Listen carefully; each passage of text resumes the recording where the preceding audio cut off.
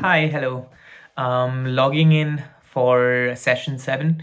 Reflecting on session seven was more, it was in a synchronous session, so we didn't go to class, but it was one of the most effective sessions, I would say, in terms of preparing for the final presentation that we have for this course, because we discussed a few things from the content that we were provided for the session, which is like an 8 step preparation process that we have for the presentation, right? And I've gone through that, and we've also had some videos, and we also started working with our team on the presentation, setting a structure based on the information we learned from the 8 steps, and also looking at the structure points that we got from the content. We started working on our presentation. Now, the 8 steps were super comprehensive and super useful for us, right? So, I mean, the 8 steps would basically, to start off with, the first thing you want to do is identify the key message, right?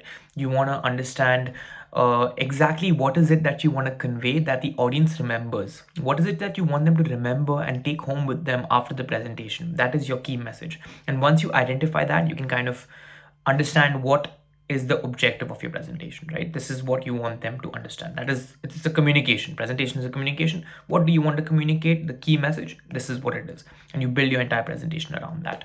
The next thing would be identifying your environment, figuring out at what situation are you presenting, what is the environment, what are the technical requirements, what are the limitations of the space that we have. Understanding all of this can basically make sure that your presentation runs smoothly, right? So that's number two. Number three would be bridging the gap. So this is where you want to kind of establish a common ground early into the presentation with your audience, and create a connection with them. This can help create really engaging and effective presentation, create bridging that gap between you and the audience. The next thing would be arranging your story. Now that you know exactly what you want to say, you want to organize a presentation that is logical and coherent in a way that your audience can understand it easier, right? So there's got to be a certain structure and certain flow to the way you're organizing things, so that the audience can understand your information in bite-sized pieces in a nice, flowy, and structured way. The next thing would be visualizing each point, right? So this is where it comes in all your visual aids, and everything that you're trying to convey, try to present it in a really visual way, because especially for the visual learners, that will really help them. So here you want to use images and diagrams and videos. If videos are a big one that helps a lot of people to reinforce the message that you're trying to convey. The next thing you want to do is crafting your slides, basically. Now this is, for me personally, it's a very exciting part because I love crafting slides. I like, I'm a very design oriented person, so I try and make the slides look as comfortable to look at, and at the same time easily understandable, right? These are the two elements that I want to mainly. So I want to make it visually appealing, easy to read, and it has to match the type of content we're doing. So if it's something serious and super sad, if I'm going to be talking about something sad or something serious, I can't have bright colors and super fun elements in there. So it has to match. That would be, the next thing would be rehearsing, reiterating, and rehearsing. So practice, right? You want to practice your presentation multiple times, days before the presentation, a day before the presentation, an hour before the presentation, with your team, to make sure that everything flows in the perfect way, make all necessary requirements. So practicing is one of the big ones.